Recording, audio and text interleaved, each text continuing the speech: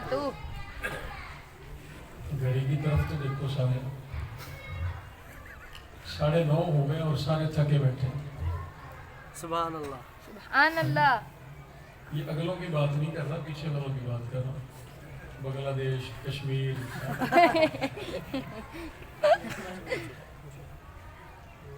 یا تو اس لیے پریشان ہو رہے ہیں کہ ہمیں جلدی ٹائم کیوں مل گیا. ہمیشہ آخر میں دیر سے ملتا. یہ مولانا عبدالباسط صاحب کی مہربانی ہے، انہوں نے ترتیب ایسی بنائی کہ سونے کے ٹائم سے پہلے جلسہ ختم ہو جائے. تو سونے کے ٹائم سے پہلے جلدی ختم کرنا ہے یا ساری رات جاگتے رہیں؟ آج ساری رات جاگتے رہیں. پیچھے والے پھر غصے سے دیکھ رہے ہیں. اللہ خیر فرمائیں گے، دعا کریں انشاءاللہ. آپ کی نیک لوگ ہیں بھاولپور کے لوگ، دعا قبول ہوتی ہے بھاولپور والوں کی. اگر آپ کی دعا قبول ہو گئی تو 10:30 بجے چھوڑ جاؤں گا، ورنہ بیٹھیں گے انشاءاللہ.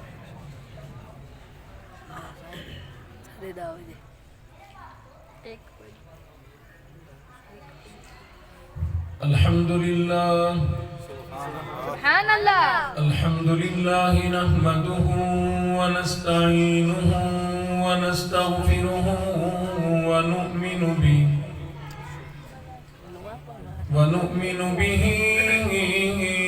ونتوکل علیہ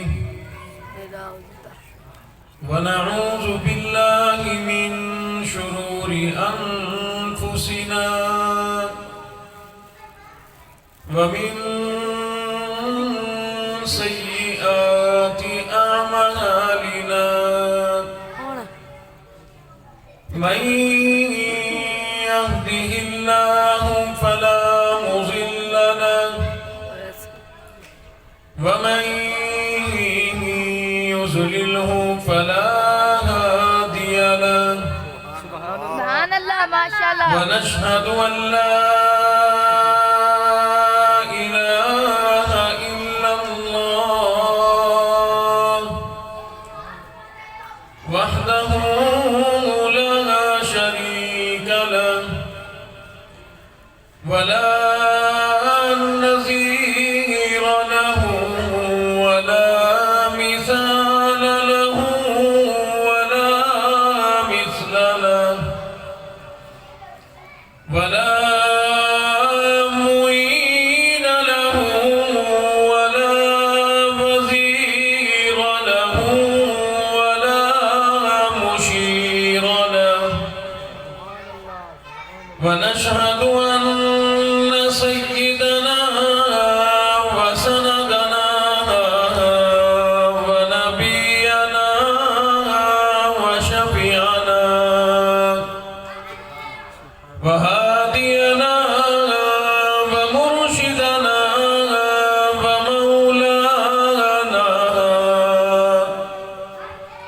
ومولانا محمدا عبده ورسوله أرسله بالحق بشيرا ونذيرا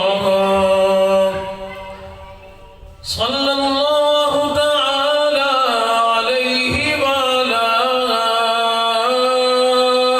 آله وأصحابه وأزواجه وذرياته وبارك وسلم تسليما كثيرا كثيرا. أما بعد فأعوذ بالله السميع العليم من الشيطان الرجيم. بسم الله الرحمن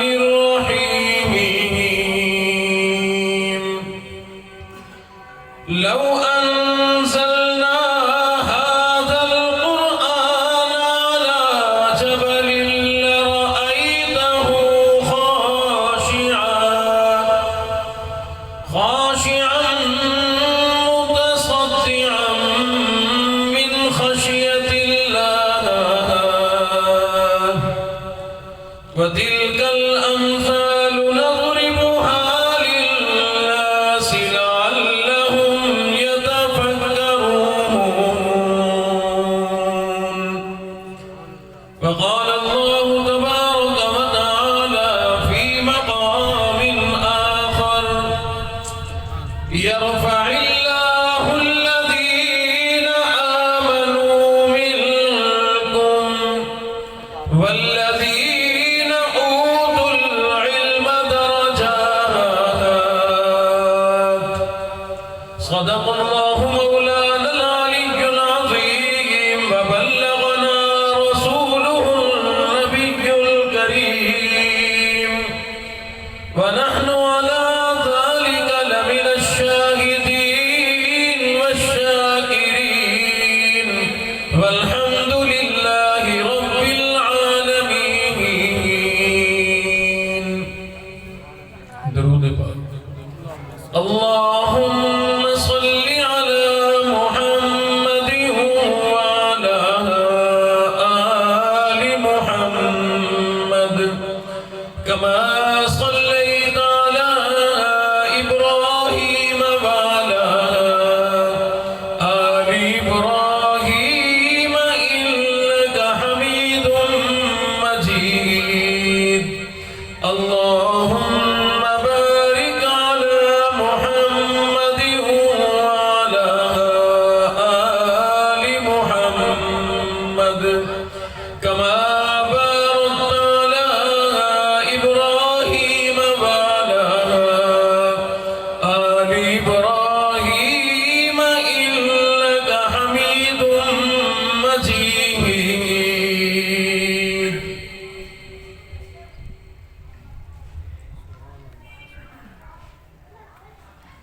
انتہائی واجب الاحترام حضرات، علماء اکرام، محترم بزرگوں، غیور نوجوانوں،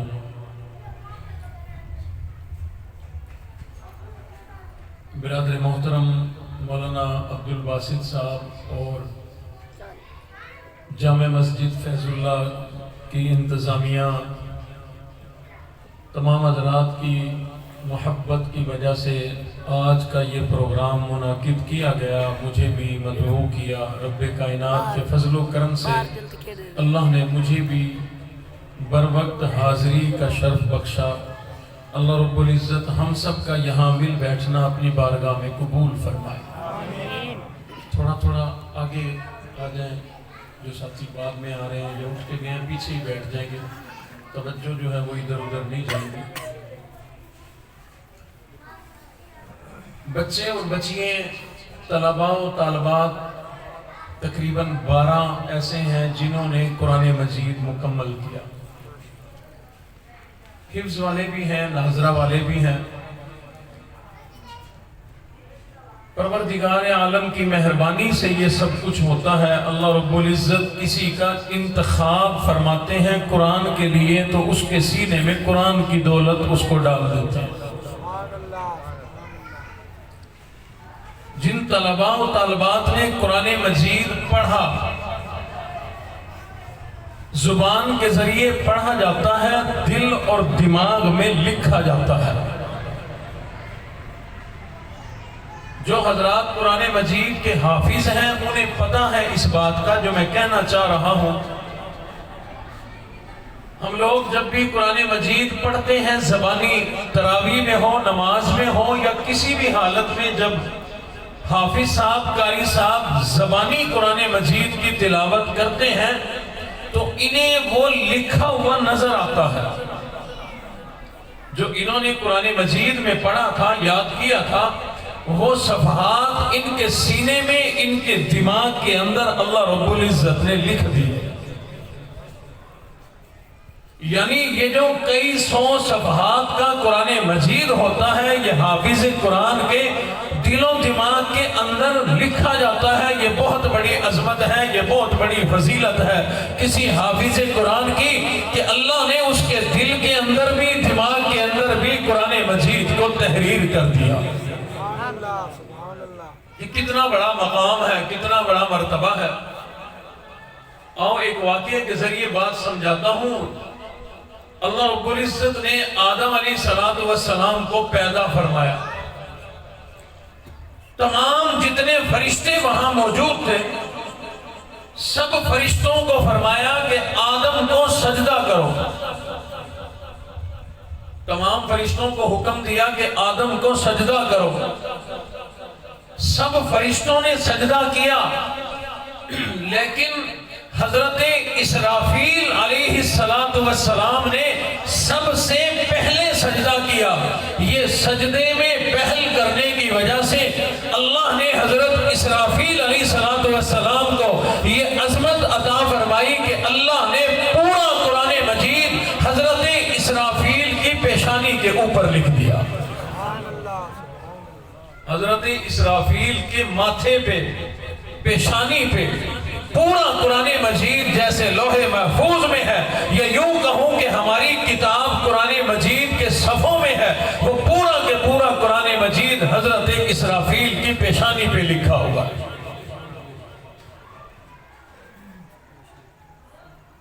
بتلانا یہ چاہتا ہوں کہ قرآن مجید کتنی عظمت والی چیز ہے. سب سے پہلے سجدہ کرنے کی بدولت حضرت اسرافیل کی پیشانی پہ لکھ دیا. کوئی حافظ لڑکا ہو یا لڑکی، طالب علم ہو یا طالبات ہو، یہ قرآن مجید جو حفظ کرتے ہیں ان کے سینے پہ، ان کے دل و دماغ کے اندر رب کائنات لکھ دیتے ہیں. اور اگلی بات سنیں، جب یہ حافظ اور حافظہ بچی دنیا سے رخصت ہوگی تو کیا اللہ رب العزت اس کے دل دماغ سے قرآن نکال لیں گے؟ نہیں، یہ قرآن اس کے ساتھ قبر کے اندر جائے گا. اس کے سینے میں، اس کے دماغ کے ذریعے قرآن اس کی قبر میں اس کے ساتھ جائے گا. یہی وجہ ہے مولانا قاری ثناء اللہ پانی پتی رحمت اللہ علیہ نے حدیث شریف نقل کی ہے. فرماتے ہیں کہ جب کوئی حافظ قرآن، قاری قرآن دنیا سے رخصت ہو جائے، اس کو غسل دے کے، جنازہ پڑھ کے، کفن دے کے جب قبر کے اندر رکھا جانے لگتا ہے، اللہ رب العزت ڈائریکٹ اس قبر سے ہم کلام ہوتے ہیں. اللہ فرماتے ہیں اے قبر، تجھے پتا ہے تیرے اندر کون آ رہا ہے؟ تجھے پتا ہے تیرے اندر کون آ رہا ہے؟ یہ مخاطب کرنے کا ایک انداز اللہ کا.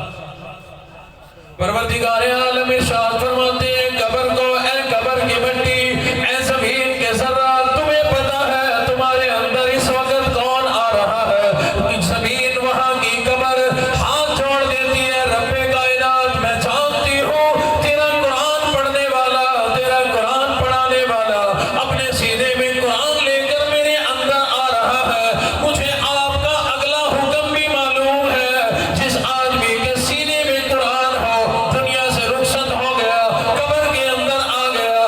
مولا میں قبر جانتی ہوں آپ کا حکم یہ ہے، جس طرح یہ حافظ قرآن، قاری قرآن، اے رب کائنات آپ میرے سپرد کرو گے، قیامت والے دن اسی طرح صحیح سلامت میں آپ کے سپرد واپس کر دوں گی.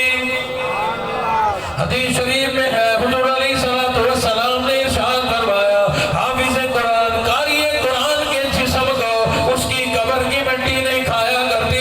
اللہ رب العزت قبر کی مٹی پر حرام فرما دیتے ہیں حافظ قرآن کے جسم کو. یہ نبیوں والی شان ہے، انبیاء اکرام والی شان ہے. انبیاء اکرام کے جسم کو اللہ رب العزت نے مٹی پر حرام قرار دے دیا. مٹی نبیوں کے جسم کو نہیں کھا سکتی. اور اسی طرح سے نبیوں کے جو وارث ہیں علماء اکرام ہے، حافظ قرآن ہے، قاری قرآن ہے، یہ علماء صلحاء ہے. اللہ کے پاک پیغمبر نے ارشاد فرمایا ان علماء صلحاء اولیاء ان قرآن والوں کے جسم کو بھی قبر کی مٹی نہیں کھایا کرتی. پتہ چلا کہ یہ قرآن والے لوگ اپنی قبروں کے اندر صحیح سلامت جسم کے ساتھ موجود ہوتے ہیں. قبر کی مٹی ان کو ضائع نہیں کرتی، کھاتی نہیں ہے، ان کی ہڈیاں گلتی نہیں ہے. یہ بہت بڑا مقام ہے، بہت بڑا مرتبہ ہے. مجمع میں جو علماء تشریف فرما ہیں، یہ بڑے بزرگ نام سنا ہوگا. شیخ التفسیر مولانا عبداللہ بہلوی شجاباد والے نور اللہ مرقدہ، میں نے ان کی زندگی میں ان کی زیارت نہیں کی. سن 86 یا 87 کی بات ہے. میں انہی کے وہاں شجاباد مدرسے میں پڑھا کرتا تھا. بڑی زبردست بارش آئی. مسجد کے بالکل متصل وہ چھوٹا سا قبرستان ہے جہاں حضرت بیلوی رحمت اللہ علیہ کا مزار ہے, قبر مبارک ہے. اگلی طرف باغ تھا, کھیت تھے, اب تو کالونی بن گئی. وہاں بالکل بغل میں ایک پانی کا نالا بھی بہتا تھا جس کو کھال کسی کہتے ہیں, کھیتوں کو پانی لگانے والا. کچھ ادھر سے پانی آیا ہوگا, کچھ شدید بارش ہوئی, اللہ کی شان حضرت کی قبر بیٹھ گئی. اور ہوا ایسے کہ مٹی کچھ اوپر سے ہٹ گئی, اندر سے جسم بھی نظر آ رہا تھا, کفن بھی نظر آ رہا تھا. اللہ کی شان, پانی اندر گیا, مٹی بیٹھ گئی, قبر بیٹھ گئی. لیکن اس وقت کی یہ بات ہے کہ حضرت کو دنیا سے رخصت ہوئے تقریباً 7 سال گزر گئے تھے, 7 یا 8 سال گزر گئے تھے. کفن کا کپڑا بالکل صاف ستھرا ایسے تھا کہ جیسے آج ہی یہ کفن دیا گیا ہے.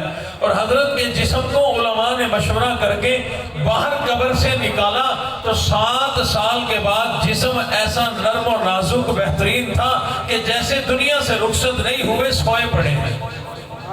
جو بات بتلانا چاہتا ہوں, قرآن میں زندگی گزار کے گئے, قرآن پڑھا, قرآن پڑھایا, قرآن کی تفسیریں پڑھائی, اللہ اللہ کرتے دنیا سے رخصت ہوئے. میری اسی بات پر میں نے حدیث شریف سنائی تو اس کی دلیل کے طور پر واقعہ مجھے یاد آ گیا تو سنا رہا ہوں. 7 سال گزرنے کے بعد 7 سال گزرنے کے بعد میں نے ان کی زیارت کی. طلباء نے, علماء نے, سب نے حضرت کی زیارت کی. ہم نے زندگی میں نہیں دیکھا تھا, اتنا پتا تھا کہ بڑی عمر میں بڑھاپے میں دنیا سے گئے. بڑھاپے میں چہرے پہ جھریے, سلوٹیں, بڑھاپے کے اثرات آ جایا کرتے ہیں.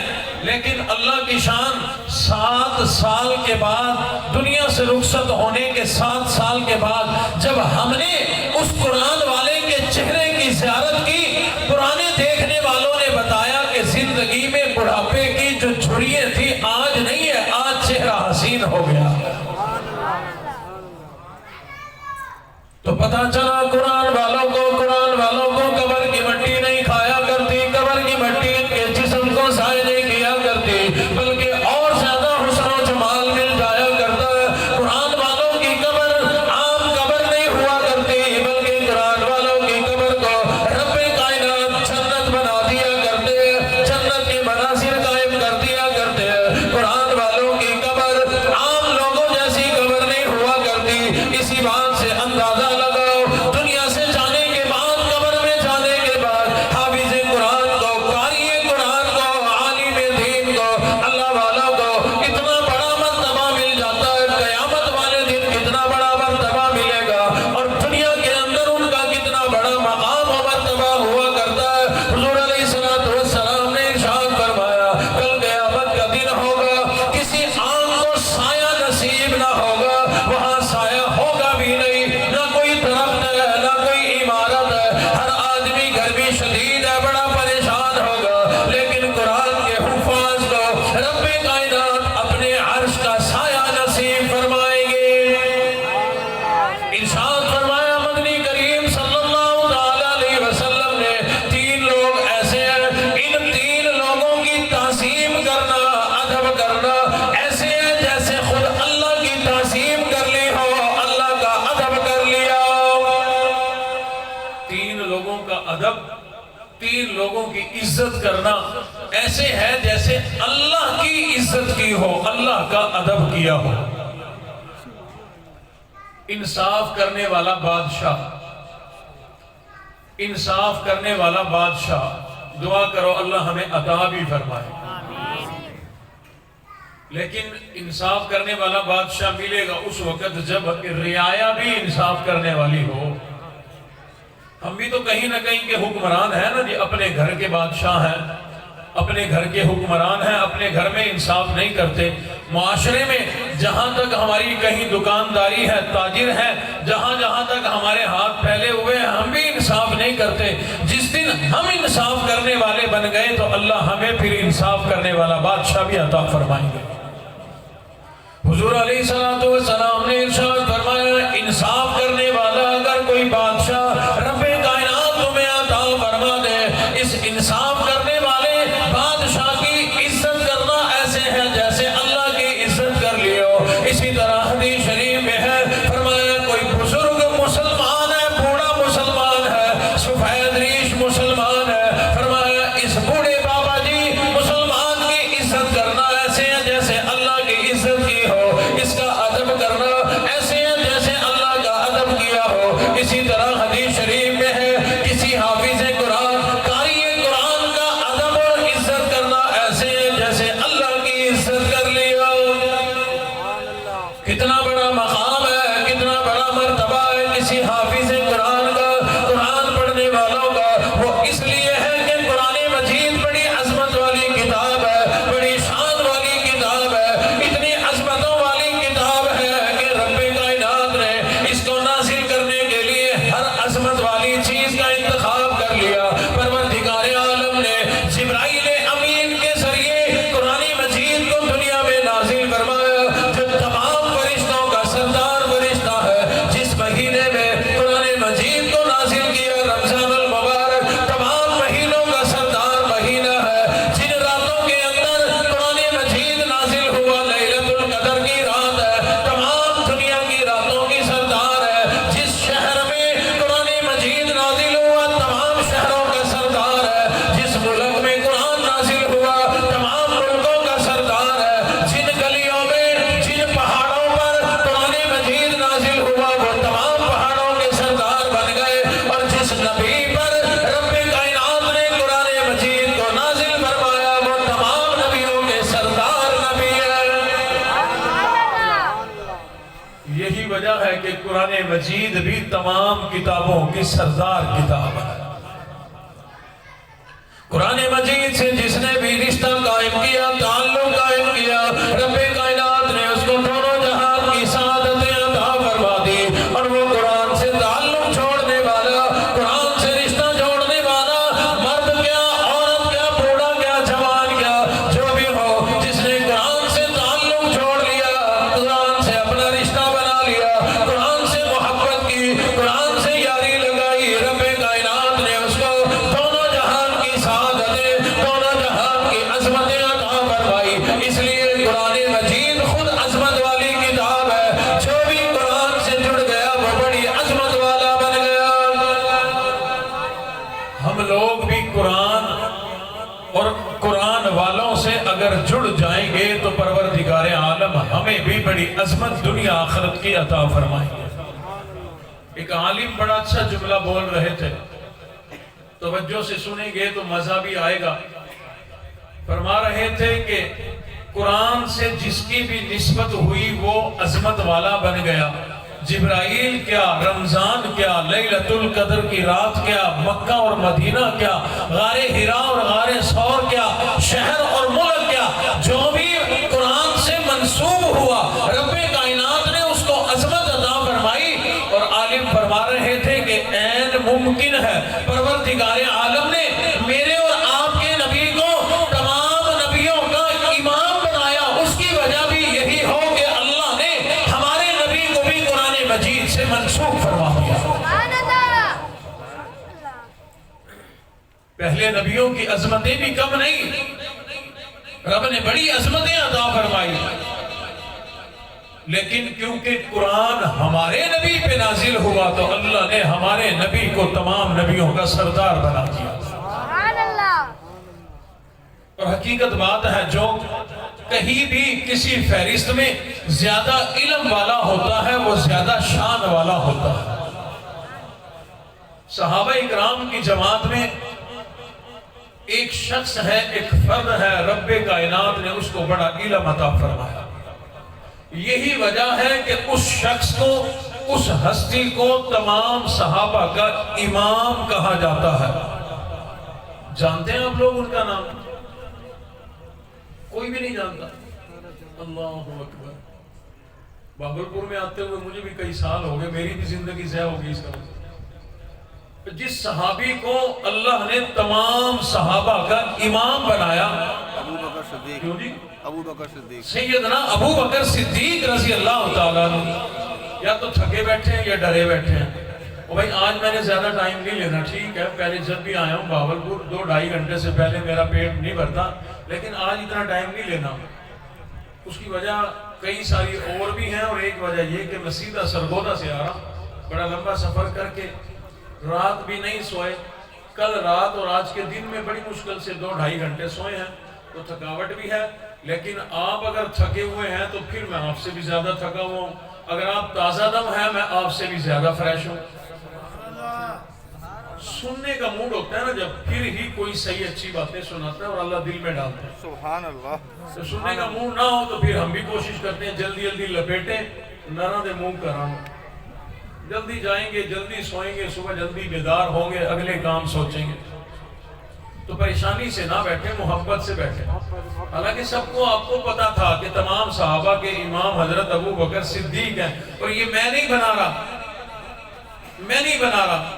حضور علیہ السلام خود حضرت ابو بکر صدیق کو تمام صحابہ کا امام بنا کے گئے. سبحان اللہ. سیدنا ابو بکر صدیق رضی اللہ تعالیٰ عنہ کی میں آپ کو علمی فضیلت بتلاؤں. حضور علیہ السلام نے تمام صحابہ اکرام کے لیے, بلکہ چند خاص صحابہ کے لیے علم کی دعائیں فرمائی. مولا صحابہ کو علم عطا فرما, ابو ہریرہ کو علم عطا فرما. اللہم اجعل معاویہ ہادیا مہدیا. حضرت امیر معاویہ کے لیے بھی ہدایت کی بھی دعا فرمائی, ہدایت دینے والا بنانے کی بھی دعائیں کر دی. اسی طرح ایک موقع پر دعا کی, اللہم اے میرے پروردگار حضرت امیر معاویہ کو کتاب کا علم عطا فرما. تمام صحابہ کے لیے حضور علیہ السلام نے علم کی دعا کی, مولا اس کو علم عطا فرما دے, اس کو علم عطا فرما دے, اس کو علم عطا فرما دے. لیکن حضرت ابو بکر صدیق یہ وہ عظمت والا جوان ہے, ان کے لیے دعا نہیں فرمائی, بلکہ ایک موقع پر ارشاد فرمایا, اے صحابہ اکرام کی جماعت, رب کائنات نے میں امام الانبیاء کے سینے میں جتنا علم ڈالا, میں نے تمام کا تمام علم ابو بکر صدیق کے سینے میں ڈال دیا. کتنی بڑی عظمت والا جوان ہے, کتنے بڑے علم والا یہ جوان ہے. سید ابو بکر صدیق رضی اللہ تعالیٰ عنہ, جن کا نام گرامی ہے. حضور علیہ السلام نے خود ان کو اپنا مصلی دے کر تمام صحابہ اکرام کا امام بنایا. صحابہ اکرام نے سوال کر دیا, اے اللہ کے محبوب نبی, ہم لوگ سفر میں ہوا کرتے ہیں, جہاد کے لیے جایا کرتے ہیں, آپ ارشاد فرمائے ہم جب کئی سارے لوگ ہوں اپنا امام کس کو بنایا کرے, مصلی پر کس کو لایا کرے, جماعت کی نماز کرانی ہو امام کس کو بنایا کرے. حضور نے فرمایا تم میں سے جو سب سے زیادہ قرآن پڑھا ہوا ہو, جو سب سے بڑا عالم ہو, اس کو اپنا امام بنا لیا کرو. یہ تو اور صحابہ کی شان ہے. فرمایا جو زیادہ علم والا ہو وہ مصلی پہ آ جائے. کیا شان ہے سیدنا ابو بکر صدیق رضی اللہ تعالیٰ عنہ کی. اللہ نے انہیں کتنا علم عطا فرمایا ہوگا. امام الانبیاء نے اپنی زندگی میں جنہیں اپنا مصلی عطا فرما دیا, اپنی زندگی میں خود مصلی دیا. ابو بکر آج کے بعد یہ مصلی تیرا. حضور نے جو ارشاد فرمایا کہ امام اسے بناؤ جو علم میں زیادہ ہو, قرآن زیادہ اچھا پڑھا ہوا ہو, اسے اپنا امام بناؤ. اور حضور علیہ السلام خود جسے امام بنا رہے ہوں وہ کتنے علم والا ہوگا. علم والوں کی بڑی شان ہے, علم والوں کی بڑی عظمت ہے. اسی لیے پروردگار عالم نے قرآن مجید میں خود ارشاد فرما دیا, یرفع اللہ الذین آمنوا منکم والذین اوتوا العلم درجات. رب کائنات جس کو ایمان کے بعد علم کی دولت سے مالا مال کر دیا کرتے ہیں, اس کے درجات بھی بڑے بلند ہو جایا کرتے ہیں. یعنی علم والے, قرآن والے بڑے درجوں والے لوگ ہیں, بڑی عظمت والے لوگ ہیں, بڑی فضیلتوں والے لوگ ہیں. سمجھا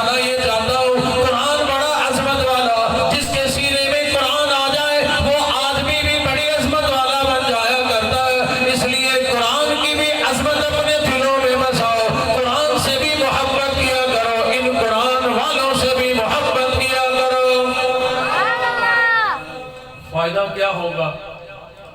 جیسے قرآن سے محبت کرنے کی بدولت یہ محبت کرنے والا دنیا آخرت کے مرتبے پا جاتا ہے، اسی طرح یہ قرآن کے جو خادم ہیں، قرآن اپنے سینے میں ڈالے ہوئے ہیں، کوئی اگر ان سے محبت کرے گا، ان کی دعائیں لے گا، ان کی خدمت کرے گا، ان کی ضروریات کو پورا کرے گا، مدارس والوں سے محبت کر کے ان کی دعائیں لے گا، تو انشاءاللہ رب کائنات تجھے بھی دنیا آخرت میں مالا مال کر دیں گے۔ سبحان اللہ۔ ایک طالب علم تھا، بڑا شوق تھا مطالعہ کرنے کا، پڑھنے کا، دن کی روشنی میں تو علم حاصل کرتا، پڑھتا، رات کا اندھیرا، پرانی باتیں ہیں، رات کا اندھیرا ہوتا بڑا پریشان ہوتا کہ رات کے اندھیرے میں میں علم کیسے حاصل کروں، مطالعہ کیسے کروں، شوق بڑا تھا۔ اس کے دل میں آیا، پرانی بات ہے، ہندو کریانے کی دکانیں ان کی ہوتی تھی، تو ایک مالدار تاجر دکان والا تھا ہندو، اس کے پاس یہ طالب علم چلا گیا کہ دیکھو آپ کی دکان میں بڑا مال ہے، چوری بھی ہو سکتی ہے، تم ایسا کیا کرو، رات کو صرف ایک دیا جلا کے تیل ڈال کے اس میں چلے جایا کرو، تم جا کے سویا کرو، میں اس روشنی پہ مطالعہ بھی کرتا رہوں گا، دین بھی پڑھتا رہوں گا، اور میں نگرانی کروں گا، چوکی دارہ بھی مفت میں کرتا رہوں گا، چوکی دارہ بھی کروں گا، چوکی دارے کا 1 روپیہ بھی نہیں لوں گا۔ اس نے کہا یہ تو بڑا بہترین کام ہے کہ صرف تیل ڈالو، دیا جلا دو، ساری رات مفت کا چوکی دار بیٹھا رہے گا، جب یہ بیٹھا یہاں ہوگا تو چور کیسے قریب آئے گا؟ وہ روزانہ تیل ڈال جاتا، دیا جلا جاتا، یہ طالب علم ساری رات بیٹھ کر اپنے علم کی پیاس بجھاتا رہتا، علم پڑھتا رہتا، دین پڑھتا رہتا۔ 1 سال گزر گیا، سال کے بعد یہ جو ہندو کریانے والے جو ہوتے تھے نا، ہندو بانی جن کو کہا جاتا ہے، یہ ایک ایک پائی کا حساب کرتے ہیں۔ سال کے بعد اپنے کاروبار کا بھی حساب کیا، اور اس نے یہ بھی حساب کیا کہ میں نے 1 سال میں اس دیے میں تیل کتنے پیسوں کا ڈالا۔ جب اس نے اس کی کیلکولیشن کی جمع کیا تو اس نے کہا یہ تو اتنے سارے پیسے میں نے تیل میں ضائع کر دیے۔ اگلے دن اس طالب علم کو بلا کے کہا بھی آج کے بعد تیری چھٹی، آج تک چوری نہیں ہوئی، آئندہ بھی نہیں ہوگی، جا تیری چھٹی، میں تیل میں اپنے پیسے ضائع نہیں کرتا۔ اللہ اکبر۔ یہ طالب علم بڑا رویا کہ ایک ذریعہ بن گیا تھا مفت میں رات کو دین پڑھنے کا، علم حاصل کرنے کا، وہ میرا ذریعہ چھن گیا۔ دن بھر بھی روتا رہا، روتے روتے رات آ گئی، اسی اداسی میں، اسی پریشانی کے عالم میں رات کو سو گیا۔ اللہ کی شان ہے، اسی اداسی کے عالم میں روتے روتے رات کو سویا جو ہے، رات کو خواب آیا، امام الانبیاء نبی علیہ السلام کی زیارت ہو گئی۔ حضور علیہ السلام نے فرمایا اور دین پڑھنے والے، قرآن پڑھنے والے، کیا بات ہے، روتا کیوں ہے، غمگین کیوں ہے، پریشان کیوں ہے؟ عرض کر دیا آپ کی زیارت ہو گئی، اب سمجھو میرے سارے غم ٹل گئے، ساری پریشانیاں ختم ہو گئی، لیکن حضور نے فرمایا بات کیا ہے، پریشانی کیا ہے، غم زدہ کیوں ہے، روتا کیوں ہے؟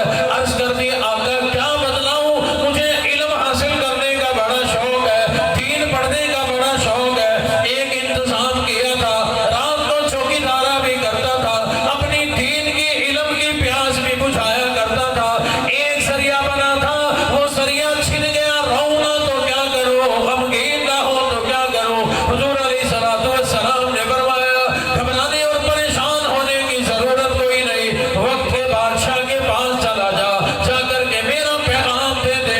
امام الانبیاء نے پیغام دیا ہے، طالب علم کی ضرورت کو پورا کر دے، روشنی کا انتظام کر دے۔ سبحان اللہ۔ عرض کی آقا غریب طالب علم ہوں، میری کون مانے گا کہ میں نے خواب میں آپ کو دیکھا ہے؟ کون یقین کرے گا؟ حضور نے فرمایا کہ مجھے بھی معلوم ہے، بادشاہ کے پاس جا کر بتلانا کہ تو روزانہ حضور علیہ السلام کی ذات اقدس پر 5000 مرتبہ درود پڑھ کے بھیجتا ہے، یہ نشانی ہے، یہ نشانی دے کے کہنا کہ میری ضرورت کو پورا کر دے۔ سبحان اللہ۔ سبحان۔ اور حضور نے فرمایا اے دین کے طالب علم، اس کو اگلی بات بھی بتانا میری طرف سے یہ پیغام دے دینا کہ تحفہ بھیجتا ہے، ٹھیک ہے، مجھے پہنچتا ہے، اللہ قبول فرماتے ہیں، لیکن بتا دینا کہ کئی دن ہو گئے وہ تحفہ پہنچ نہیں رہا، وہ تحفہ نہیں آ رہا تیرا۔ اللہ اکبر۔ وہ طالب علم کہتا ہے میری آنکھ کھل گئی، میں بیدار ہو گیا، میں تو صبح کے انتظار میں تھا کسی طرح سے بادشاہ کو میں امام الانبیاء کا پیغام دے دوں۔ صبح ہو گئی، یہ بادشاہ کی خدمت میں چلا گیا، جا کر کے واقعہ سنا دیا، رات خواب میں امام الانبیاء کی مجھے زیارت ہو گئی، حضور علیہ السلام نے آپ کے نام پیغام دیا ہے کہ میری ضرورت کو پورا کر دو۔ بادشاہ کہنے لگا میں تیری بات پہ یقین کیسے کروں، تیری بات کا اعتبار کیسے کروں کہ تو نے امام الانبیاء کی زیارت کی ہے۔ یہ کہنے لگا میں نے بھی حضور علیہ السلام کو یہی بات عرض کی تھی، قریب ہوں، میری بات کا یقین کون کرے گا، میرا اعتبار کون کرے گا، کوئی نشانی دے دو، کوئی علامت دے دو۔ حضور علیہ السلام نے فرمایا کہ تو روزانہ 5000 مرتبہ امام الانبیاء کی ذات اقدس پر درود پاک کا تحفہ بھیج کر رات کو سویا کرتا ہے، لیکن حضور نے فرمایا کئی دن ہو گئے تیرا تحفہ مجھے نہیں پہنچ رہا۔ بادشاہ نے آگے بڑھ کے طالب علم کو سینے سے لگا لیا اور کہا کہ بالکل سچی بات ہے، اور میں یقین اس لیے بھی کر رہا ہوں کہ میرے اس عمل کا تو میری اپنی بیوی کو پتا کوئی نہیں، میرے وزیر، میرے نوکر، میرے اور لوگوں کو تو کیا پتا ہوگا، میرے اس عمل کا میری بیوی کو پتا کوئی نہیں۔ اس کا مطلب ہے بالکل سچی بات ہے، آجا تیری ضرورت کو پورا کرے۔ یعنی بادشاہ نے کو اللہ رب العزت نے طالب علم کی ضرورت پورا کرنے کے لیے بادشاہ کا راز بھی کھلوایا کہ بادشاہ ہو کر امام الانبیاء کی ذات اقدس پر 5000 مرتبہ درود پاک روزانہ پڑھ کے سوتا ہے۔ سبحان اللہ۔ بلکہ عجیب واقعہ، سلطان محمود غزنوی بادشاہ ہے، کسی زمانے میں اچھے لوگ بھی ہوا کرتے تھے، رات کو تھوڑی دیر آرام کر کے بیدار ہو جاتا ہے، اس کے بعد پھر تہجد پڑھتا ہے، قرآن مجید کی تلاوت کرتا ہے، پھر رات کے اخیر حصے میں شہر کے چاروں طرف جو سفیل ہے وہاں جا کر چکر لگاتا ہے، کوئی غم زدہ ہو، کوئی تکلیف میں ہو، کسی کی کوئی ضرورت ہو تو میں اس کی ضرورت کو پورا کر دوں۔ ایک رات جب یوں ہی چکر لگایا تو نظر پڑی شہر سے باہر کی طرف، مثال یوں سمجھو کہ ہمارا ملتان ہے نا جی، شہر، پرانا شہر، دولت گیٹ، دلی گیٹ، حرم گیٹ، بورڈ گیٹ، وہ سارے گیٹ آپ نے دیکھے ہوں گے، جن حضرات نے دیکھیں زیادہ بات سمجھ میں آئے گی۔ کبھی ملتان صرف ان گیٹوں کے اندر ہوا کرتا تھا، تو وہ شہر بھی یوں ہی تھا۔ بادشاہ کی نظر باہر کی طرف پڑی، کچھ کافروں کے خیمے لگے ہوئے تھے، ان کے باہر روشنی جل رہی ہے، روشنی کے نیچے کوئی کھڑا ہوا ہے۔ بادشاہ نے سوچا دشمن ہے، کافر ہے، ممکن ہے کہ ہم پہ حملہ کرنے کا ارادہ رکھتے ہو، رات کے ٹائم پچھلے پہر جو جاگ رہے ہیں کوئی نہ کوئی تدبیر بنا رہے ہوں گے ہمارے خلاف۔ بادشاہ فوراً گیا، وزیر کو اٹھایا اور اس کو کہا کہ کوئی سمجھدار آدمی بھیجو، دیکھ کر آئے کہ یہ معاملہ کیا ہے۔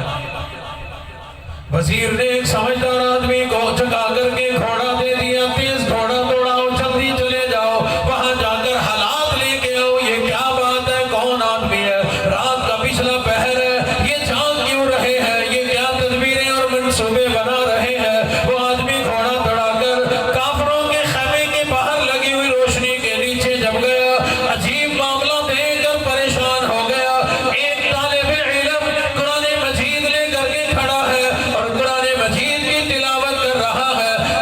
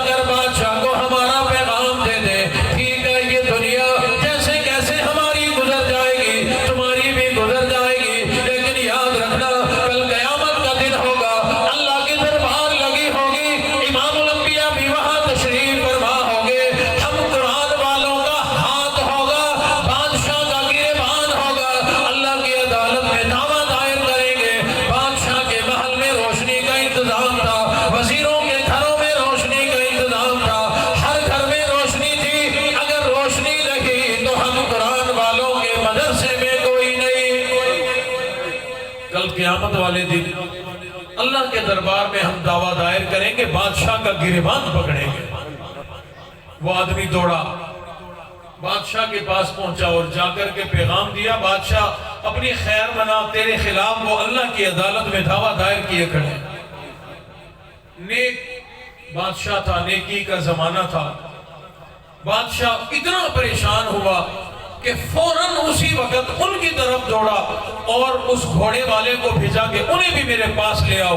درمیان میں ملاقات ہوئی، بادشاہ ہو کر سلطان محمود غزنوی نے قرآن والوں کے آگے ہاتھ جوڑ دیے۔ اور قرآن والوں، میرے علم میں نہ تھا کہ یہ تمہاری ضرورت ہے، میرے علم میں نہ تھا، اگر علم میں ہوتا تمہاری ضرورت کو پورا کر دیتا۔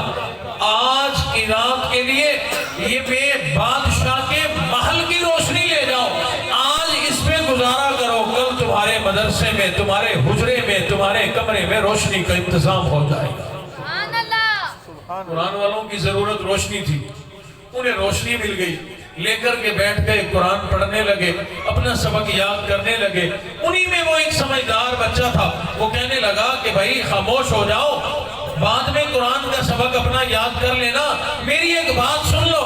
اس بادشاہ نے قرآن کی وجہ سے، قرآن والوں ہونے کی وجہ سے ہماری عزت کی، وہاں کافروں کی روشنی میں کھڑے ہو کر قرآن یاد کرتے تھے۔ بادشاہ نے اپنی شاہی شمع، شاہی روشنی اٹھا کر کے دے دی، آؤ جس نے ہمیں قرآن کی وجہ سے عزت دی اس کے لیے کوئی دعا بھی تو کرو۔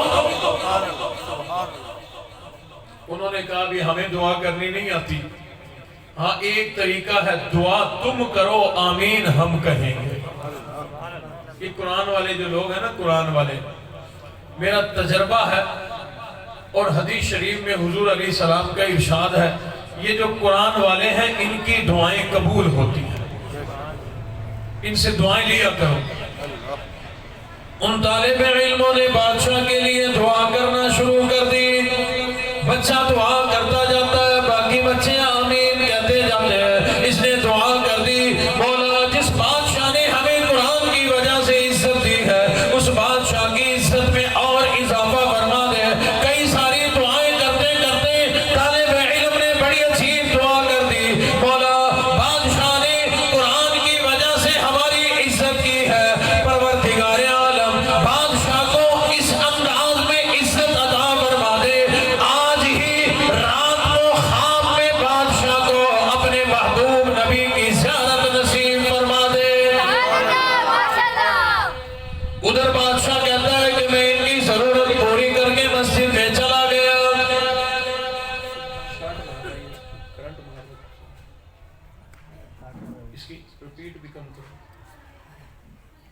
بادشاہ کہتا ہے کہ میں ان کی ضرورت پوری کر کے مسجد میں چلا گیا، اللہ کے حضور رویا، مولا میرے علم میں نہ تھا، پتا ہوتا میں ان کی ضرورت کو پہلے پورا کرتا، میری اس کوتاہی کو معاف فرما دیں، آئندہ یہ کوتاہی نہیں ہوگی۔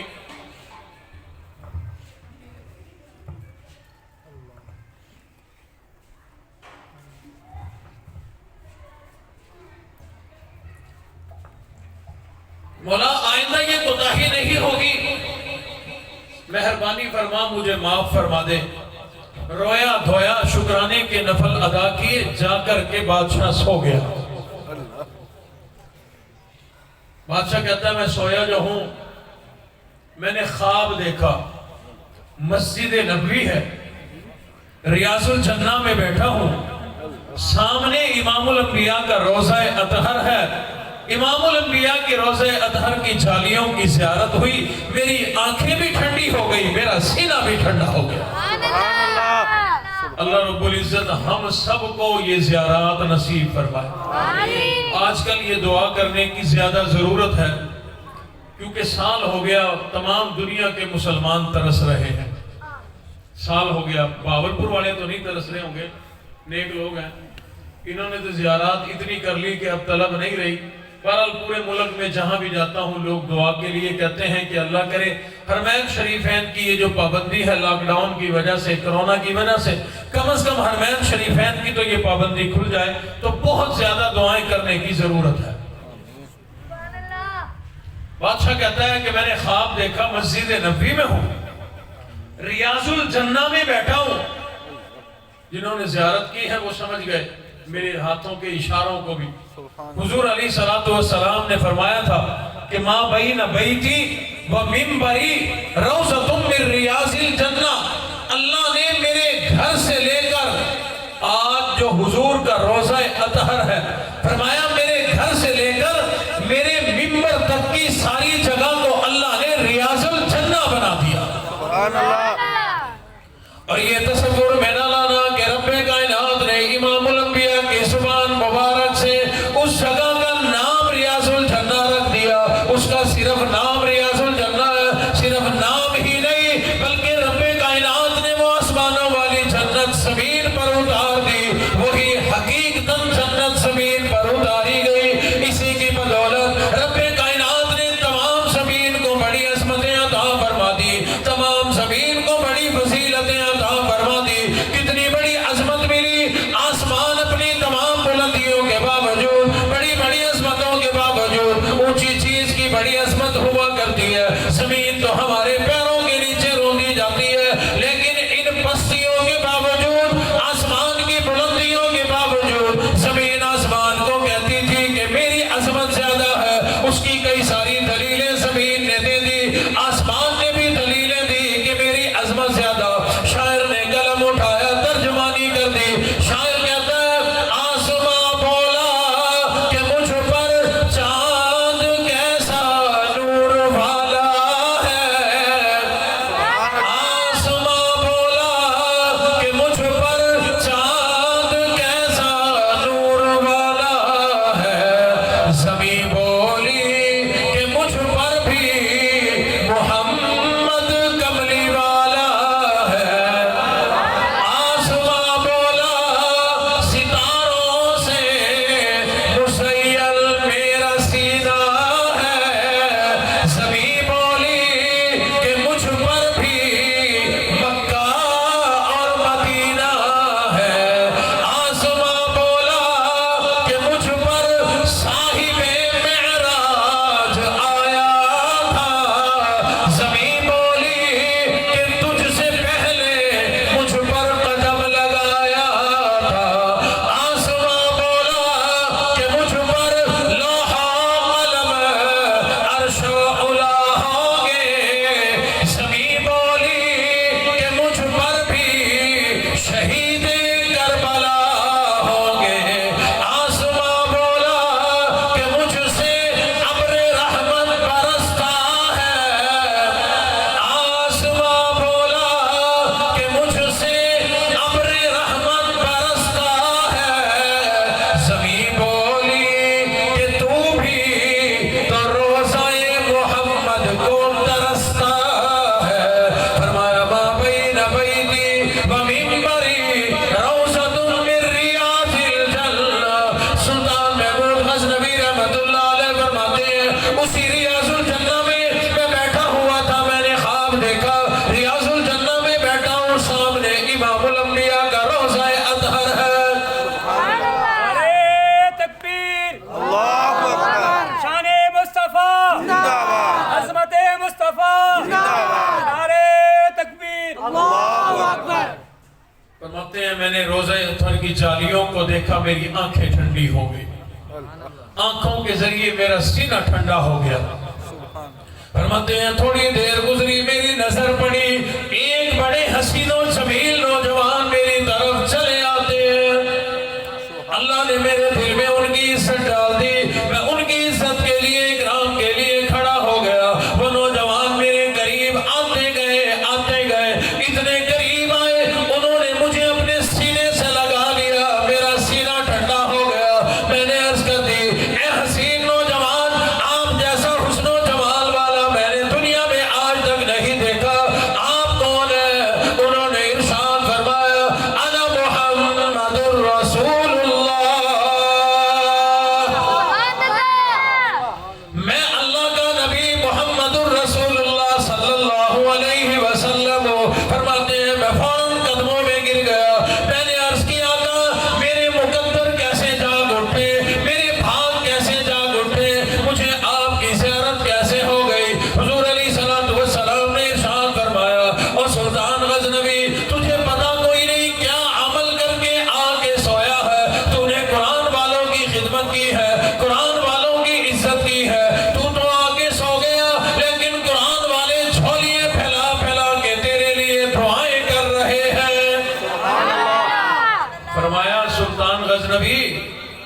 نے تیرے لیے یہی دعا کی ہے کہ مولا آج رات کو ہی خواب میں اپنے محبوب نبی کی زیارت کرا دے. ان کی دعائیں اللہ نے تازی نقد قبول فرمائی اور تجھے تیرے نبی کی زیارت ہو گئی. یہ قرآن والے لوگ بڑے عظیم لوگ، بڑی شان والے لوگ. یہ قرآن کے طالب علم جو ہوتے ہیں نا، قرآن کے طالب علم بات اور سنانی تھی، چلی کہیں اور گئی. چلو اسی پہ چلتا ہوں. میں نے ابتدا میں عرض کیا تھا کہ جب کوئی قرآن پڑھتا ہے تو قرآن ان کے دل اور دماغ میں لکھا بھی جا رہا ہوتا ہے. تو ان قرآن پڑھنے والے بچوں کو عام بچہ نہ سمجھنا آج کے بعد. یہ عام بچے نہیں ہیں. ایک بچہ ہے کہ جس کے سینے میں بسم اللہ بھی نہیں لکھی گئی ابھی تک، اور ایک بچہ ہے جس کے سینے میں ایک سپارہ لکھا گیا، آدھا قرآن لکھا گیا، پورا قرآن لکھا گیا. بتا رہے تھے کہ 4 یا 6 بچوں نے قرآن مجید حفظ کیا ہے. تو ان کئی سارے بچوں کے سینوں میں، جن کے دماغ میں قرآن لکھا گیا، اب یہ عام بچے نہیں رہے، بڑے عظیم بچے بن گئے. ان سے اگر محبت کرو گے، جہاں کہیں مدارس میں مسافر طلبہ ہوں، ان کی خدمت کرو گے، ان کی ضروریات کو پورا کرو گے، رب کائنات ہدایت بھی دیں گے، رحمتیں بھی عطا فرمائیں گے، برکتیں بھی عطا فرمائیں گے. دونوں جہان میں اللہ رب العزت مالا مال فرما دیں گے. مولانا دوست محمد قریشی رحمت اللہ علیہ کا نام سنا ہوگا. اللہ رب العزت ان کے درجات کو مزید بلند فرمائے. بہت بڑے ایک عالم گزرے ہیں. یہ مظفر گڑھ کوٹدو کی طرف وہاں کے رہنے والے تھے. پرانے زمانے کی بات فرماتے ہیں کہ میں ابھی طالب علم تھا، یہاں کوٹدو سے پڑھنے کے لیے بمبئی گیا. ڈابیل کا علاقہ ہے، وہاں جامعہ اسلامیہ مدرسہ ہوتا تھا پرانا. فرماتے ہیں میں وہاں پڑھنے کے لیے گیا. مجھے وہاں پر داخلہ پڑھائی کا تو مل گیا، روٹی کا داخلہ نہیں ملا. تمہیں آج کے طالب علموں کو، علماء کو، قرآن والوں کو مبارک ہو، پکی پکائی روٹی ملتی ہے. ایک زمانہ تھا کہ علم حاصل کرنا، قرآن پڑھنا بڑا مشکل ہوتا تھا. قاری علیم ملتانی رحمت اللہ علیہ کو جانتے ہو؟ دیکھو قاری علیم کے نام پہ بھی نہیں بول رہے.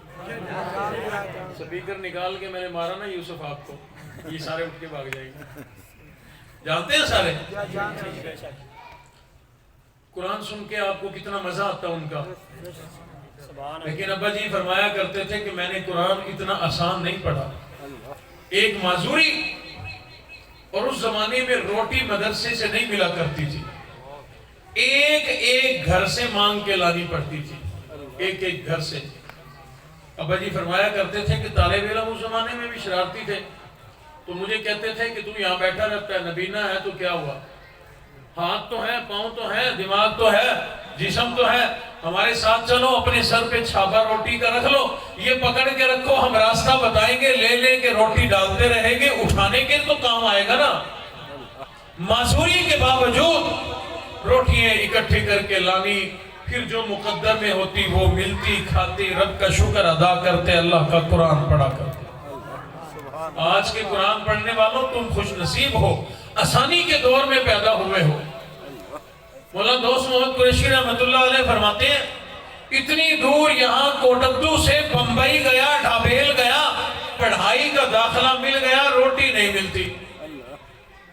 فرماتے ہیں میں بڑا پریشان، میرا کیا بنے گا. میں جب یہ واقعہ سناتا ہوں تو واقعہ اور بھی یاد آ جاتا ہے. اور ابا جی رحمت اللہ علیہ کا تذکرہ ہوا تو ابا جی سنایا کرتے تھے واقعہ، کیسٹ میں آپ نے سنا بھی ہوگا.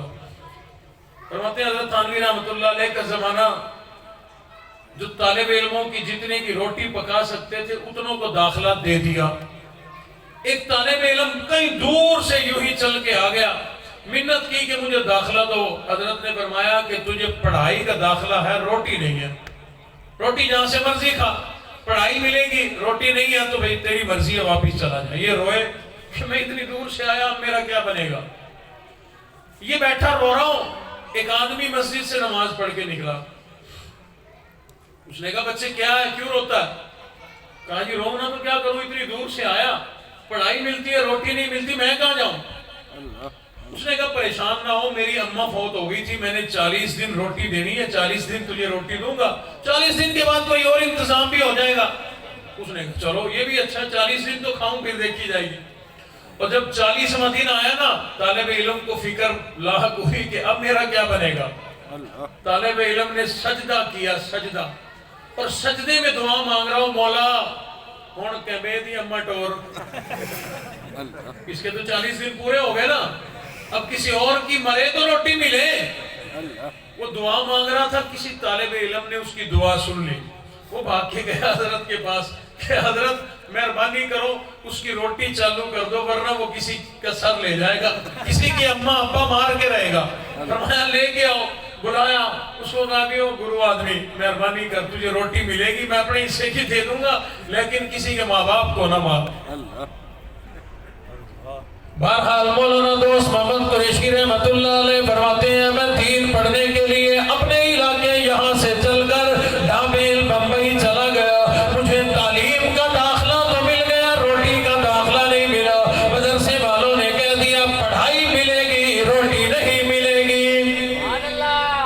فرماتے ہیں میں بڑا پریشان تھا، مسجد کے باہر بیٹھا ہوا تھا، یہی سوچ رہا تھا واپس جاؤں کہ یہاں رہوں، اگر دین پڑھتا ہوں روٹی نہیں ملتی، بھوکا مر جاؤں گا، واپس جاتا ہوں تو دین نہیں ملتا، کیا کروں گا۔ فرماتے ہیں میں بڑا اداس اور پریشان یہی بیٹھا سوچ رہا تھا، ایک بوڑھی اماں آ گئی، پھٹے پرانے کپڑے، بزرگ عورت ہے، مجھے دیکھ کر کہنے لگی او بیٹے کسی نیک گھر کے لگتے ہو، کسی اچھے شریف خاندان کے لگتے ہو، لیکن بات کیا ہے، پریشان کیوں ہو، روتے کیوں ہو۔ فرماتے ہیں میں نے عرض کر دی اماں بڑی دور سے دین قرآن پڑھنے کے لیے آیا تھا، اللہ کا دین پڑھنے کے لیے آیا تھا، علم حاصل کرنے کے لیے آیا تھا، پڑھائی کا داخلہ تو مل گیا لیکن روٹی کا بندوبست کوئی نہیں۔ ابا کہنے لگی میرے بیٹے میں غریب عورت ہوں، کسی کے گھر میں کام مزدوری کیا کرتی ہوں، مجھے وہ لوگ مزدوری کے اندر 2 روٹیاں صبح دیتے ہیں، 2 روٹیاں شام کو دیا کرتے ہیں، اور قرآن پڑھنے والے، دین پڑھنے والے، تجھے گھبرانے کی ضرورت کوئی نہیں، میں بوڑھی تیری اماں، میں بھوک پھاکا برداشت کر لوں گی، میں ایک روٹی کھا کر گزارا کر لیا کروں گی، ایک روٹی تجھے دے دیا کروں گی، تو اللہ کا دین پڑھ، قرآن پڑھ، علم پڑھ، میرے لیے دعائیں کرتا رہنا۔ فرماتے ہیں وہ اماں روزانہ ایک روٹی مجھے ٹائم پہ دے جاتی، میرا بھی گزارا ہوتا رہا، میں دین پڑھتا رہا، علم حاصل کرتا رہا، اماں کے لیے دعائیں کرتا رہا۔ وہ اماں اپنا پیٹ کاٹ کے، بھوک برداشت کر کے میرا تعاون، میری خدمت، میری معاونت کرتی رہی، مجھے ٹائم پہ روٹی دیتی رہی، میں پڑھتا رہا، رب کی مہربانی ہوئی، میں دین پڑھ کے عالم بن گیا، اللہ نے مجھے عالم بنا دیا، میں اپنے گھر آ گیا، اماں کے لیے دعائیں کرتا رہا۔ فرماتے ہیں کہ رب کائنات نے مجھے عالم بنایا دین کے لیے، میں نے ملکوں کے سفر کیے، پورے برے صغیر کا سفر کیا، بالآخر اللہ نے مہربانی فرمائی، اللہ نے مجھے حج کرنے کی توفیق عطا فرمائی، میں امام الانبیاء کے روزے پر حاضری دینے کے لیے مسجد نبوی میں آ گیا، ریاض الجنہ میں بیٹھ گیا، میں نے امام الانبیاء کے روزے اطہر پر درود و سلام کے تحفے پیش کر دیے، اس کے بعد میں ریاض الجنہ میں بیٹھ گیا، کچھ تھکاوٹ بھی تھی، میں نے ذرا ٹیک جو لگائی، مجھے اونگ آ گئی، مجھے نیند آ گئی، خواب آیا، خواب میں میں نے دیکھا وہی بوڑھی اماں جو مجھے ایک روٹی دیا کرتی تھی، پروردگار عالم نے مجھے اسی بوڑھی اماں کی زیارت کرا دی، لیکن دنیا میں جب میں نے اس کو دیکھا تھا وہ بڑی بوڑھی تھی، ضعیف تھی، چہرے پہ سلوٹیں تھی، لیکن آج بڑی حسین و جمیل ہے، دنیا میں اس کے پھٹے پرانا کپڑا لباس ہوا کرتا تھا، لیکن آج بڑا اعلیٰ لباس سے بہتر کیے ہوئے ہیں۔ میں نے عرض کر دی اماں یہ حسن و جمال، یہ جوانی اور یہ اعلیٰ لباس کہاں سے مل گیا؟ اماں کہنے لگی بیٹا تجھے دی ہوئی، دین والے قرآن والے کو دی ہوئی ایک روٹی کی اللہ نے لاج رکھی، اللہ نے اس ایک روٹی کی بدولت مجھے جنت کا داخلہ عطا فرمایا۔ یہ لباس اعلیٰ لباس اللہ نے اسی ایک روٹی کی بدولت دیا ہے. اللہ اکبر. ایک روٹی جنت میں پہنچا دیتی ہے. قرآن والوں کی خدمت میں ایک روٹی اگر خرچ کی جنت. اللہ اکبر. اور جو آدمی اپنی گندم میں سے گندم دے، عشر دے، زکوٰۃ دے، صدقات دے، خیرات ان لوگوں کو، میں نے کب کہا ہے کہ ہدیہ دو، مولویوں کو ہدیہ نہ دیتا کرو، آتا خراب تھی میں دیا. کیوں یوسف بھائی؟ مولوی خراب ہو جاتے ہیں. ان کو صرف زکوٰۃ، صدقات، اگلے لفظوں میں کہوں یہ ہمارے مال کی میل کچیل ہوتی ہے جس کو زکوٰۃ، صدقات، خیرات کہا جاتا ہے. اپنے مال کی میل کچیل ہی ان کو دے دیا کرو. طلباء کو، دین پڑھنے والوں کو یہ میل کچیل تجھے جنت میں نہ پہنچا دے تو پھر کہنا سبحان اللہ. سبحان اللہ. یہ دین والے، قرآن والے کوئی عام لوگ نہیں. یہ تو آج اغیار نے، کفار نے اتنی محنت کی قرآن والوں، دین والوں، علماء، صلحاء، مولویوں کو بدنام کرنے کی. لیکن کیا کہنے اس رب کے، اس نے اپنا دین بھی بچانا ہے، قرآن بھی بچانا ہے. اس نے اپنے قرآن والوں کی عزت بھی بچانی ہے، ایمان بھی بچانا ہے. مولوی کو ختم کرنے کی ہر زمانے میں کوشش ہوئی، لیکن رب کائنات ان مولویوں کو دوبارہ تر و تازہ کر دیتے ہیں، پہلے سے بھی اعلیٰ کر دیتے ہیں، پہلے سے بھی زیادہ جاندار بنا دیتے ہیں. ایک ڈھیلا پیلا مولوی کسی کافر کے درغے میں آ کے اگر ختم ہو جاتا ہے تو اللہ اس کے بدلے میں کئی سارے طاقتور موٹے تازے مولوی حلوہ کھانے والے دیتے ہیں. ہنستے ہیں، کھلاتے تو ہے نہیں حلوہ. کم از کم 15 دفعہ آ چکا ہوں باولپور میں، آج تک مجھے حلوہ نصیب نہیں ہوا. ابا جی ملا کہیں حلوہ؟ ملا تھا ایک دفعہ، بھائی ابراہیم نے کھلایا. اگلی دفعہ کس نے دیکھی جی؟ اگلی دفعہ پتہ نہیں ہم آتے ہیں کہ نہیں آتے، جیتے ہیں کہ نہیں جیتے، زندگی ہے نہیں ہے. بہرحال میرے دوستو، قرآن سے بھی محبت کرو، قرآن والوں سے بھی محبت کرو. قرآن کی بھی خدمت کرو، قرآن والوں کی بھی خدمت کرو. ابن تیمیہ رحمت اللہ علیہ فرماتے ہیں میں مدرسے میں پڑھتا تھا، طالب علم تھا، یتیم تھا، ابا تھا نہیں، اماں مزدوری کر کے پیسے دیتی، میرا خرچہ چل جاتا. اماں بیمار ہو گئی، پیسے آنے بند ہو گئے، میری تعلیم رک گئی. میں نے سامان اٹھایا، بسترا بوریا باندھا، گھر کی طرف چل دیا. مدرسے سے جب نکلا، مدرسے کے باہر راستے میں ایک یہودی کی دکان تھی. یہودی غیر مسلم دوڑ کر آیا، کہنے لگا طالب علم کدھر؟ سارا حال دے دیا کہ یہ وجہ ہے میری تعلیم جاری نہیں رہ سکتی، لہٰذا میں اپنے گھر جا رہا ہوں. یہودی کہنے لگا، یہودی کہ تو بھی اللہ کا بندہ، میں بھی اللہ کا بندہ، تو بھی اللہ کی کتاب پڑھتا ہے، ہم بھی اللہ کی کتاب پڑھتے ہیں، تو بھی آسمانی دین پڑھتا ہے، ہمارے نبی پر بھی آسمانی دین نازل ہوا، لہٰذا مہربانی کر مدرسے چلا جا، تیری جتنی ضرورتیں ہوں گی میں پورا کرتا رہوں گا.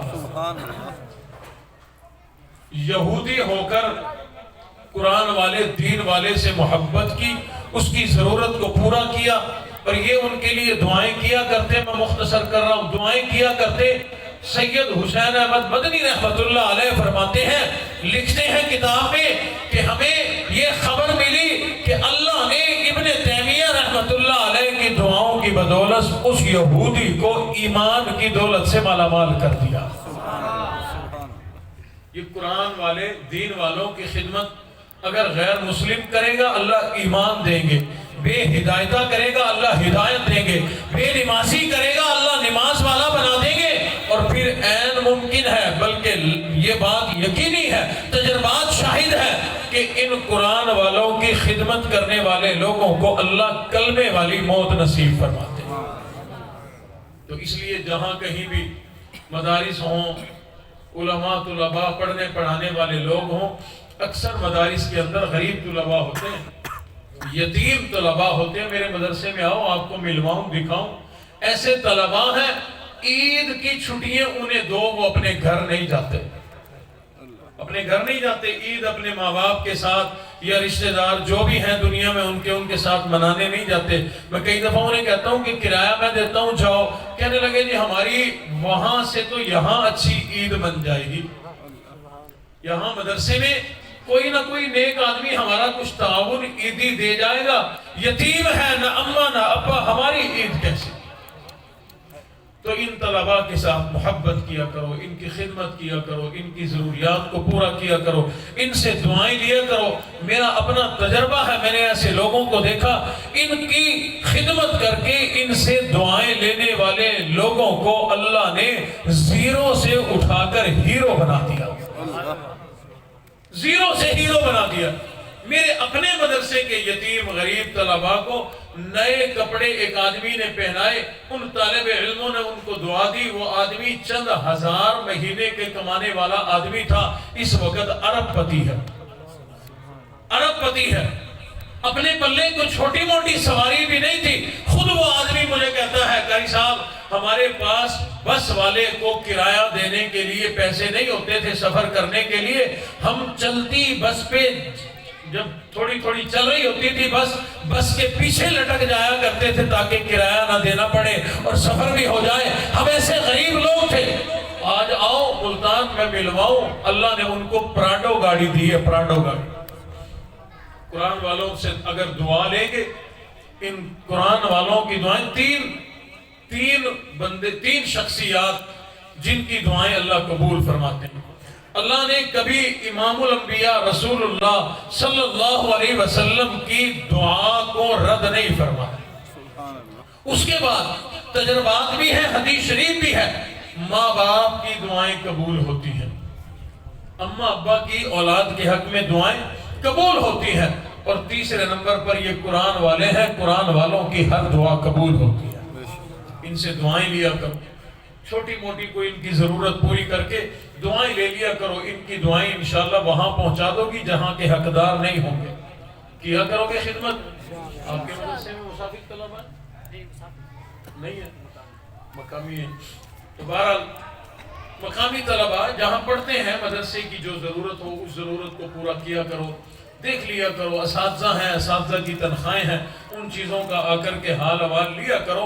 آپ کے حال احوال لینے سے ہی ان کا حوصلہ بڑھ جائے گا. ان کا حوصلہ بڑھ جائے گا. قرآن والے کا حوصلہ بڑھا. قرآن والا اچھے انداز میں قرآن کی خدمت کرے گا، قرآن کی تعلیمات حاصل کرے گا، پڑھے گا، پڑھائے گا. انشاءاللہ آپ کے لیے دعائیں کرے گا. دنیا میں بھی بھلا ہوگا، آخرت میں بھی بھلا ہوگا. سب لوگ اس بات کی کوشش کریں گے نا جی. آخری ایک بات کر کے بات کو ختم کرتا ہوں. کوشش فرمائیں کہ قرآن کے حافظ بن جاؤ. سارے بنیں گے بھی سارے. جن کی نیت نہیں ہے انہوں نے انشاءاللہ نہیں کہا. چلو آپ کے لیے آسان کر دیتا ہوں. کچھ بزرگ تشریف فرمائے، کچھ میرے چچا تشریف فرمائے. وہ کہیں گے کہ مولوی پہلے آتا جب ہم جوان تھے اس وقت آگے کہتا ہم پھر بھی پڑھتے، کچھ یاد کر لیتے. اب بڑھاپے میں کیسے یاد کرتے؟ میں عرض کیا کرتا ہوں شروع کر دو. آخری صورتوں سے شروع کر دو. ابھی دیکھو موت تو جوان کی بھی آ جایا کرتی ہے، بچے بھی دنیا سے چلے جاتے ہیں. شروع کر دو.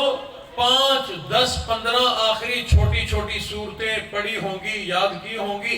سال میں 10 سال میں جتنی اللہ نے زندگی دی ہے، نیت یہ کرو کہ میں پورا قرآن حفظ کروں گا. ابھی تو نے تھوڑا سا قرآن پڑھا ہوگا نا، دنیا سے چلا گیا، موت آ گئی. اب حضور علیہ السلام کا ارشاد سنو. فرمایا کسی مومن بندے کی نیت ہو کہ میں قرآن کا حافظ بنوں گا، اس نیت سے پڑھنا شروع کر دے. ابھی تھوڑا سا پڑھا تھا کہ موت آ گئی. اللہ رب العزت ایسے آدمی کی قبر کو مٹی کا ڈھیر نہیں بناتے بلکہ قرآن کا مدرسہ بنا دیتے. سبحان اللہ. کیسے؟ اللہ رب العزت ایک فرشتہ مقرر، یہ حدیث شریف کا مفہوم عرض کر رہا ہوں آپ کے سامنے. اللہ ایک فرشتہ مقرر کر دیتے ہیں، لوح محفوظ سے قرآن لے کر اس کی قبر میں اس کو قرآن وہ فرشتہ پڑھاتا رہتا ہے. یہ آدمی کل قیامت والے دن جب اپنی قبر سے اٹھے گا پورے قرآن کا حافظ بن کے اٹھے گا. سبحان اللہ. کون قیامت والے دن حافظ بن کے اٹھنا چاہتا ہے؟ سارے. وہاں تو حافظوں کا رش لگ جائے گا. پھر لگتا ہے تو لگ جائے، ہم تو حافظوں کی فہرست میں شامل ہونا جی. آخری حدیث سنو، حضور علیہ السلام نے فرمایا قرآن پڑھتے پڑھتے پڑھتے دنیا سے چلے جاؤ. یہ نہیں کہ حفظ کیا ہے زبانی پڑھو، تراویحوں میں پڑھو، نماز میں، بلکہ فرمایا پڑھتے رہو پڑھتے رہو. ناظرہ پڑھو، زبانی پڑھو، قرآن پڑھتے پڑھتے پڑھتے دنیا سے چلے جاؤ. فائدہ، حضور علیہ السلام نے ارشاد فرمایا جو آدمی قرآن پڑھتا پڑھتا دنیا سے چلا گیا، اس کو عادت تھی، شوق پیدا ہو گیا تھا، ہر وقت قرآن مجید کی تلاوت کیا کرتا تھا، قرآن مجید کی تلاوت کرتا کرتا دنیا سے چلا گیا. ایسے آدمی کی قبر کی زیارت کرنے آسمان کے فرشتے یوں شوق سے آیا کریں گے جیسے ہم لوگ بیت اللہ کی زیارت کرنے بڑے شوق سے جایا کرتے ہیں. تمہاری قبروں کی زیارت کرنے فرشتے آیا کریں گے. اتنا بڑا مقام ہے، اتنا بڑا مرتبہ ہے، اس کے لیے بڑا آسان طریقہ یہ ہے، آخری صورتیں آپ لوگوں کو پڑھنی آتی ہے زبانی. ہر مسلمان کو، بچے کو بھی یاد ہے، بوڑھے کو بھی یاد ہے. آخری صورتیں آتی ہے نا جی، قل هو اللہ احد، یہ صورت سب کو آتی ہے نا جی. بس اسی کو بار بار بار بار بار بار پڑھتے رہا کرو. فائدہ کیا ہوگا؟ حضور علیہ السلام نے فرمایا یہ صورت اللہ کو بڑی پسند ہے.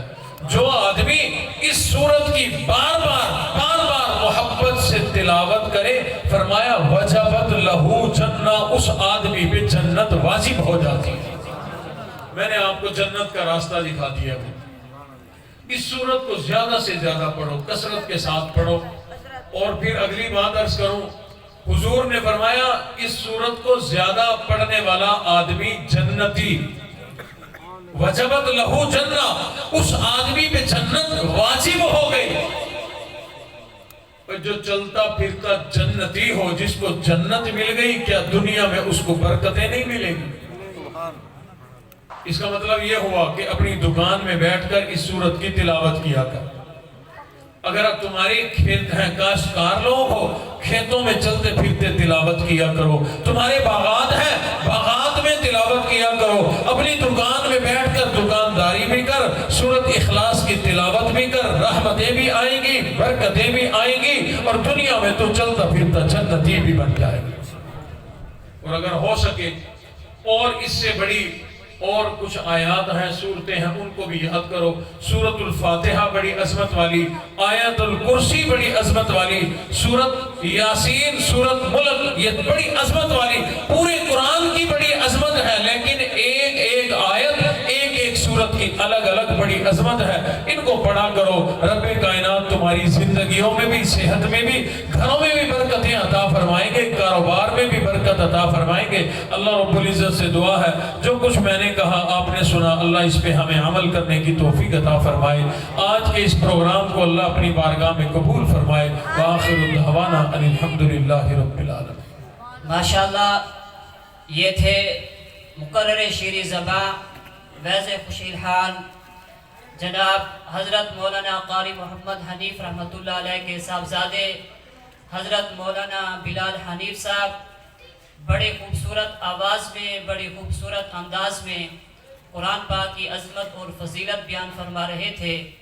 دعائے کہ اللہ تبارک و تعالی ہمیں قرآن مجید فرقان حمید سے محبت کرنے کی اور قرآن والوں سے محبت کرنے کی توفیق عطا فرمائے. الحمدللہ، یہ مدرسہ عربیہ تعلیم القرآن 2018 میں اس کی بنیاد رکھی گئی. اس کی بنیاد جناب محترم فیض اللہ مرحوم صاحب نے رکھی. اللہ سے دعا ہے کہ اللہ تبارک و تعالی. Thanks for watching my video and subscribe my channel.